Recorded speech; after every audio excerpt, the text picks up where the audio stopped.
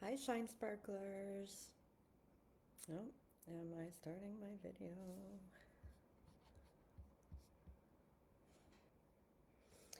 Okay, we have started the video. I wanted to make sure because last week I recorded an entire video and it was lost. Do you guys shy away from marketing, but you know in your heart of hearts that you need to face it at some point? Well, that's why I'm here. Welcome to video 10 of the ABCs of Marketing. And as with this entire series, I'm first going to call your attention to the free PDF guide that I have available. It's called The 5 Missteps That Photographers Take or Make that Attract Price Shoppers and that Drain Your Passion, Profits, and Joy. And what I've been emphasizing throughout this whole series is that our business should not drain us of anything like a business vampire, but should uplift us. So if you are struggling, then go and get the guide. The link is in the description and it can help you kick some of those obstacles to the curb and find ways to overcome because I make several suggestions in there. Okay, today we are going through the letters S and T. And for the letter S, I have chosen the word strategy. Now, this one I find is a difficult one for photographers to grasp. There's a lot of terminology that gets thrown around when it comes to doing stuff in marketing. And namely, that would be strategy, objectives, goals, actions, or tactics. And all of those are very different, but they all tend to be grouped together. So when we talk about marketing strategies, many actually assume that to be marketing actions or tactics, and it's really not that. Excuse me. So when somebody's saying, I need some new marketing strategies, what they're really looking for is some actions to take to improve the marketing of their business. So I'm going to hopefully illuminate the difference between them and why you want to understand the difference between them. And it will be helpful to your business if you do know what the distinction is and work towards actually putting together some concrete strategies for your business to move ahead. Okay, a strategy is the how, it's not the do. And many of us just interchange the language. So when we say marketing strategy, we think of something to do in our business. But the hint that you are working on a tactic or an action rather than a strategy is if the thing is one thing. So if you say, I'm going to post photos on Instagram, that's one thing to do. Like you're posting a photo on Instagram. That's one thing to do. So it's doing and it's not the how. So that's a clue that that's not a strategy. And a strategy is a collection of actions or tactics. So tactics and actions I'm going to interchange. So whichever one comes to my comes out of my mouth at the time. They're pretty much the same. But a strategy and a tactic or an action are not the same. So if you're looking at one thing to do, like posting on Instagram or putting keywords into your website, that's an action or a tactic. And why don't you want to just figure out a bunch of tactics, also called tips, which I don't love, but why you don't want to just do a bunch of actions or tactics or tips in your business is because there's no direction. So I'm going to get into like my numbered list, but I'm going to use a military example because this is something that we could probably very easily wrap our heads around. When there are people in the field, military people in the field, and they are doing something, some sort of, operation, then they're doing something. But before they are there doing those things, the higher ranks have determined a strategy which brought them there.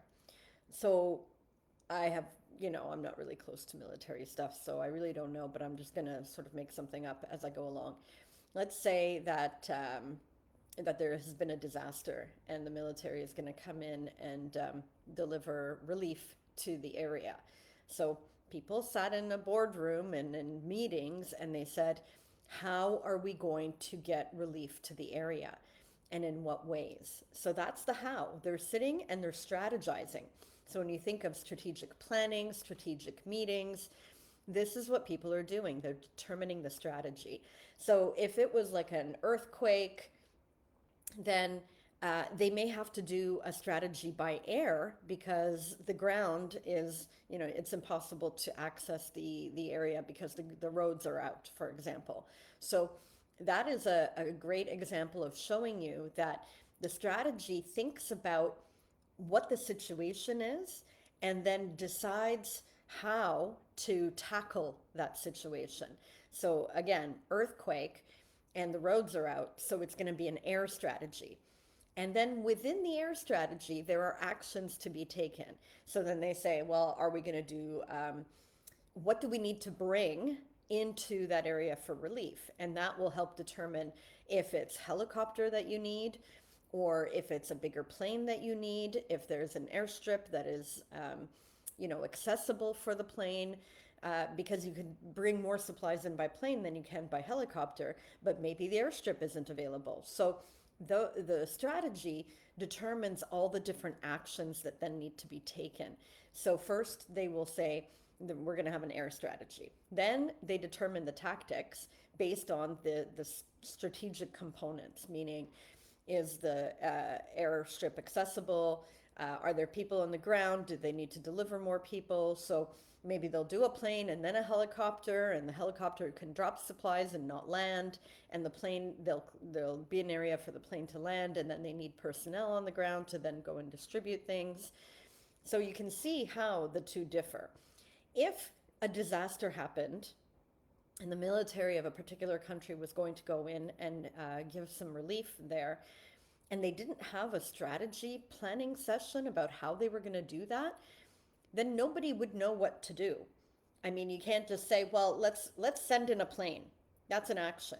And then to only realize that the airstrip is inaccessible. Or to say, let's send in some trucks from a neighboring area because they're close by, and then realizing that the roads have been washed out. So you can see how just considering the actions can lead to limitations. So in that same way, if you have some actions that were recommended or tips that were recommended by somebody, they say, oh, do this in your business. And then you realize that it doesn't fit, that you've hit a roadblock and the road is washed out. And then you're back to the beginning. And the reason why is because when we look around for tactics and actions, we don't have the context. So the marketing strategy helps determine the context in which the actions will take place. And when you receive advice from other people about tactics that they are using, they have usually determined a strategy beforehand, and those tactics fit. But you didn't ask for the strategy, you asked for tactics or actions or tips. So they give them to you, and then you realize, well, it doesn't fit into my business. So let's say somebody said, well, the best thing that has worked for me is posting on Instagram 10 times a day. And you don't know even where to start with Instagram, and you have 0 followers. It's not going to be a really great action for you to take to all of a sudden start posting 10 times a day. You may not even have work. Maybe you're brand new and you don't have enough work to post 10 times a day. And then you realize that the person who gave you the tactic has been in business for over a decade. So they have plenty of content to post 10 times a day. But when people are asked for tactics or for actions, tips, they usually will give it from their own context. And because none of the other context was asked for, they aren't evaluating where you are in your business life cycle. If you're in the same location, whatever happens in Alaska will not be the same as what happens in Hawaii. So looking at a strategy is very, very helpful for you to then determine your actions, because it gives you the context in which those actions will happen, and it gives meaning to those actions. So let me just go through a couple of things. So I said strategies create direction, and what I would consider a strategy to be is it's movement with intention towards a particular goal. So your goal is to be a booked up full-time photographer. That's sort of the ultimate goal. And then you will have movement with intention toward that goal. And we usually have a few big buckets, but those buckets can differ based on business, and then what goes into the bucket may differ by business. But you want a direction. So a strategy helps you determine a direction because it works off of your own goal, and then you're figuring out how you're going to get there. So you're doing that military planning of how you're going to get into that relief, disaster area to bring relief. In your case, how to bring people in to book with your business. How are you going to do that? So you've skipped a step if you say, well, I'm going to post on Instagram 10 times a day, because there's a bigger directional movement that should be gearing that particular action. Strategies also allow flexibility. Because I said there's many actions within a strategy, if one doesn't work or it's dried up for a particular reason, you can move to some of the others, and you always have something to do.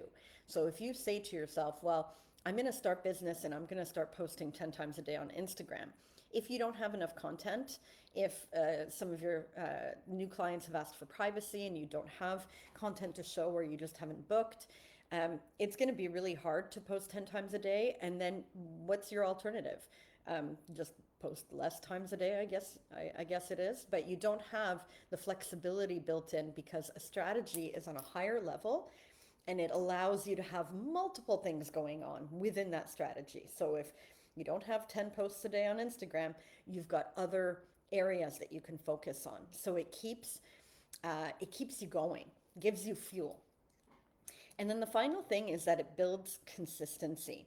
So one of the things that we forget in marketing is actually our photography. So we consider our photographs sort of there, and then we're like, how do we market to book clients? But we don't realize sometimes that our photography is also needs to have a strategy. So if you are a senior photographer, or if you want to be a senior photographer, you need a strategy. And your photographic strategy, for example, would be to shoot more seniors, or to really put in an element of photography that will apply to the parents of seniors.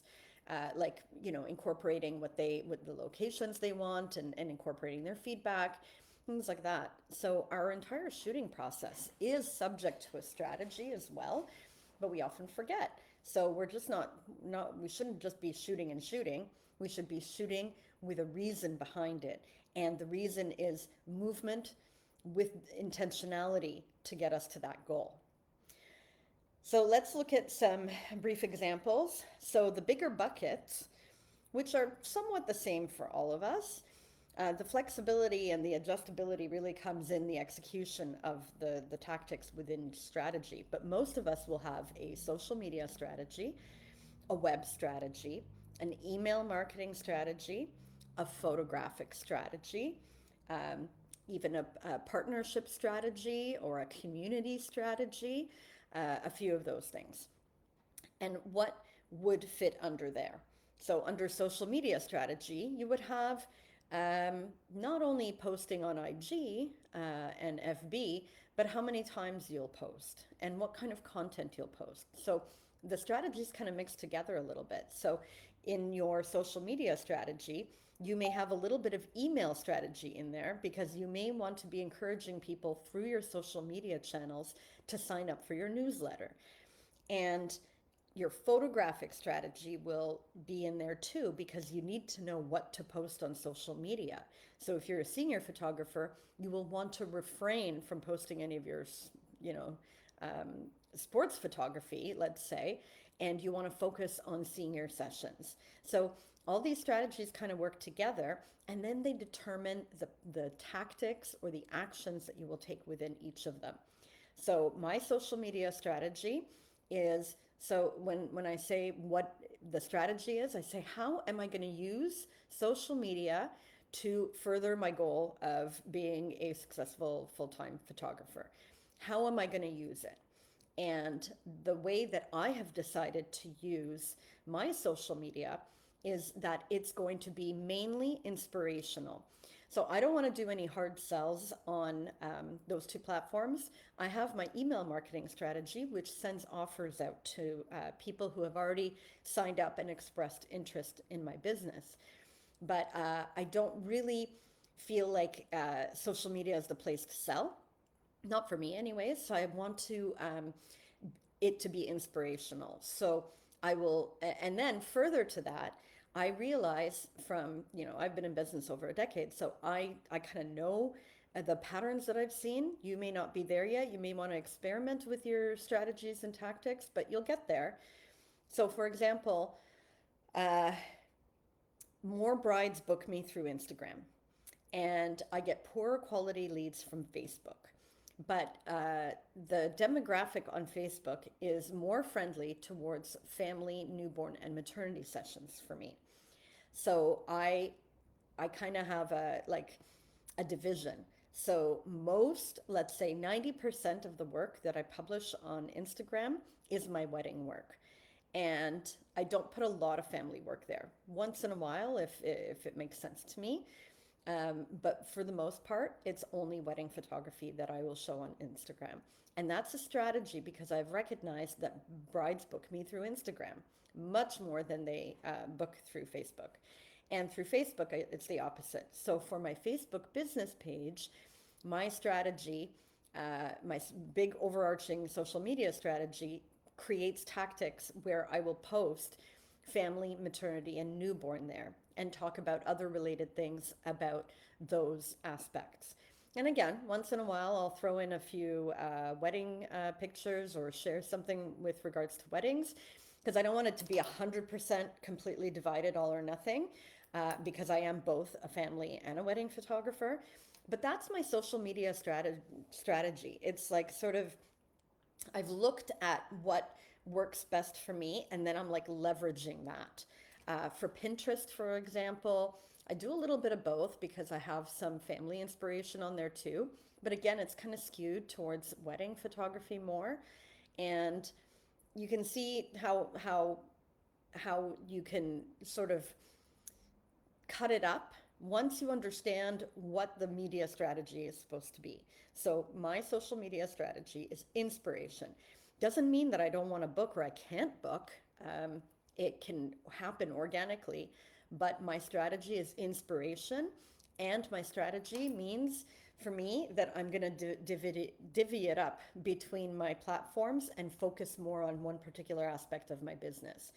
So now that I know why I'm doing it and the rationale behind what I'm doing, then it makes it really easy to decide the actions, right? So then after that, I decide, well, how much inspiration do I want to give? So how often will I post on Instagram and Pinterest and Facebook business pages to get to where I'm going? So at that point, now I know what my strategy is, and then I can determine what the best course of action or actions will be. Okay, so I hope that has been helpful in terms of strategy. If you guys have any questions or comments, you can always leave a comment in directly on this video post, and I can answer it if something wasn't clear. But I'm going to go on to talk about testimonials, and I will say that the last two or three blog posts on ShineSparkleMarketing.com. In the blog section, I have talked about testimonials. And there was somebody in another group who was saying that they have a hard time getting Google reviews. And so I created a post about what to do if you can't get Google reviews and how to still leverage testimonial systems. Now, a testimonial system is a strategy. So in addition to your social media strategy and your web strategy, you have a testimonial strategy, or what I might call client praise strategy, because a testimonial can take on a lot of different sort of faces. So client praise sort of is a bigger bucket for me, and there is strategy behind that, because a client praise strategy is a specific set of actions that you will take to promote things like referral business and repeat business. And we talked about referrals in video 9, so you can go back and look at that. But the truth about testimonials is that information is always better when it comes from someone else. And our systems have evolved to be very highly reviewable. Everything's reviewable.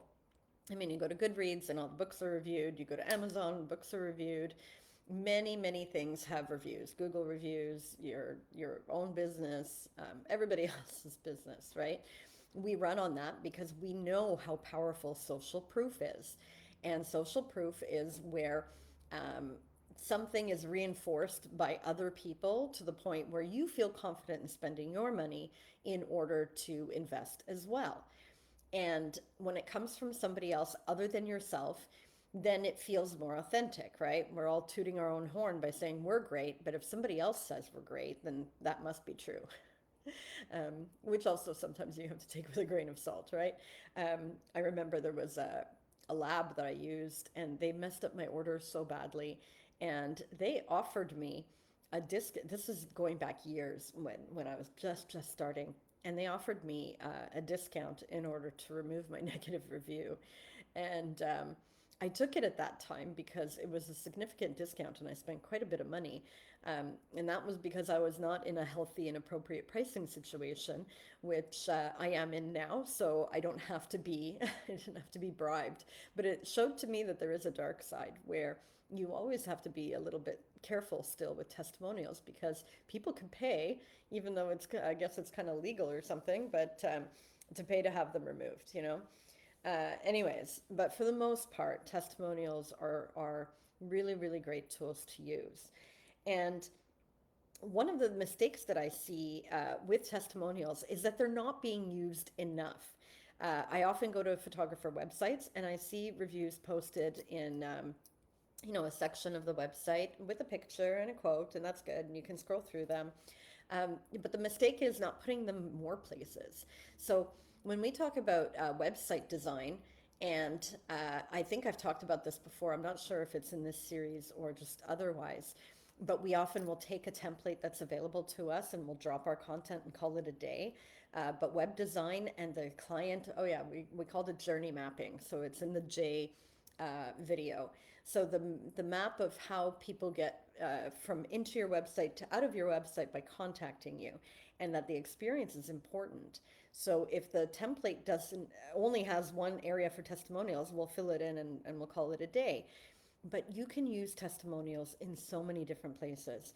If you send out a monthly newsletter, you could put a testimonial in there of a happy client who used your services recently. You can put a testimonial in an email signature. I have one that goes out with every email I send.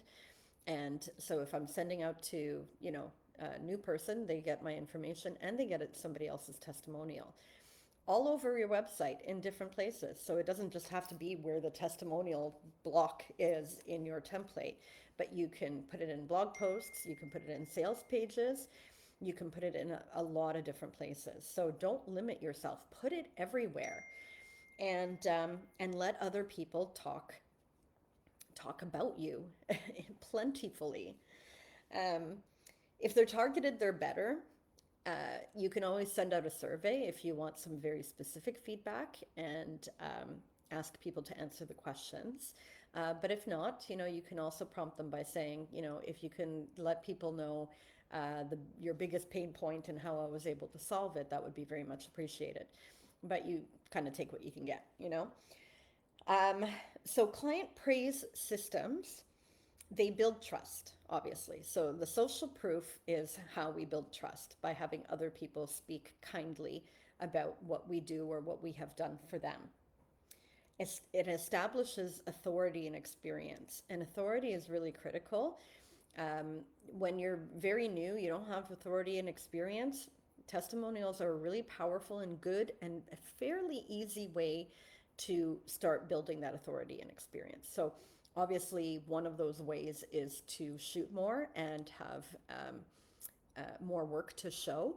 But if you're doing free shoots, model calls, things like that, ask for a testimonial in return, or ask for two.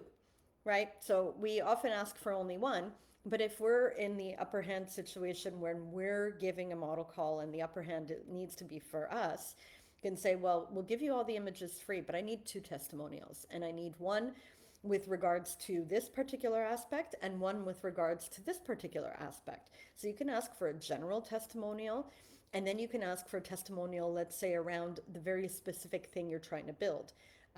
Client closet, for example.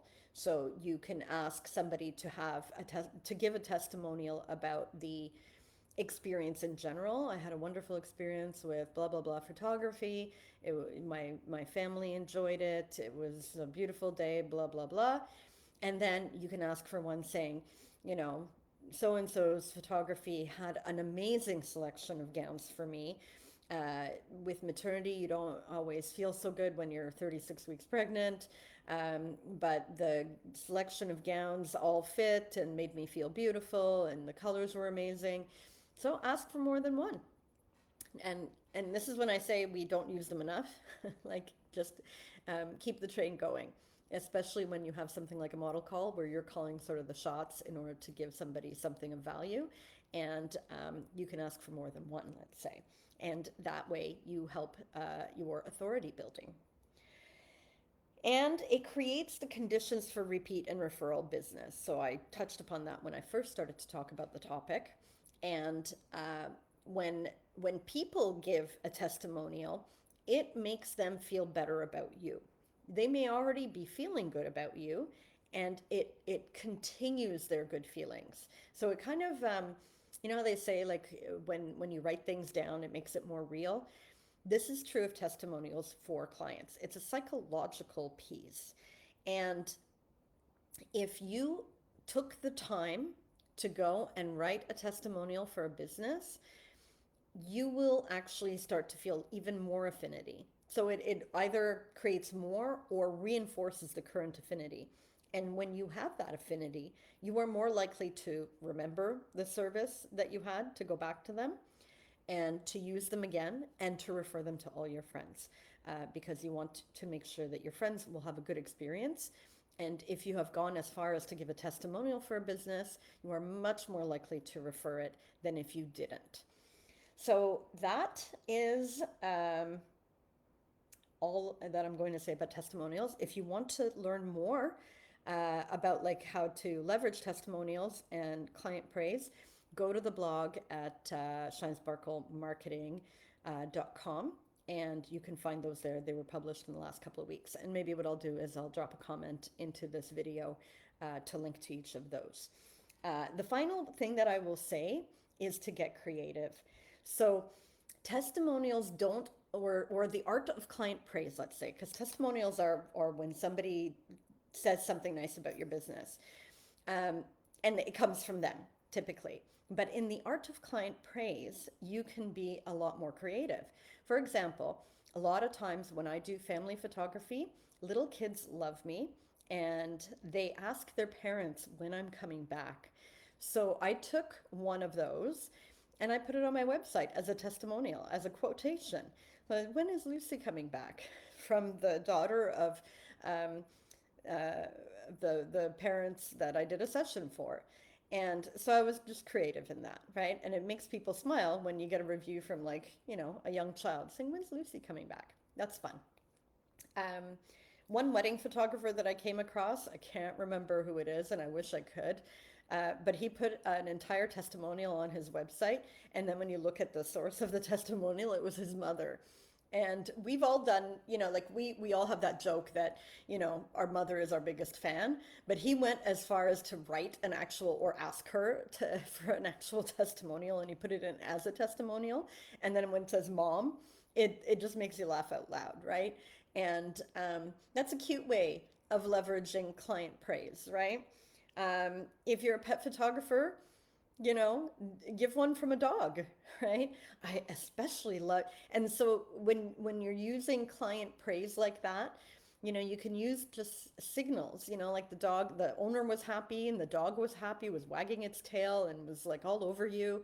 You can use that as a testimonial saying, you know, Rover really loved my services because he ate all my treats and he and he licked me forever during the session. And that's your testimonial, but it's a testimonial outlining something fun and cute and creative in your business. So get creative with testimonials. Use them in lots of places, everywhere.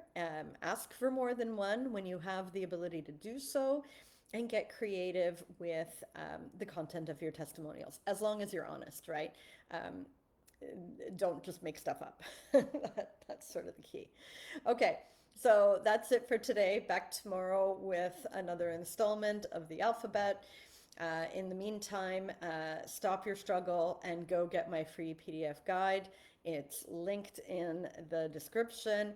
The 5 missteps that photographers make that attract price shoppers, which you don't want, and that drain your passion, profits, and joy, which we don't want either, right? We want strategies to help get our business to the next level.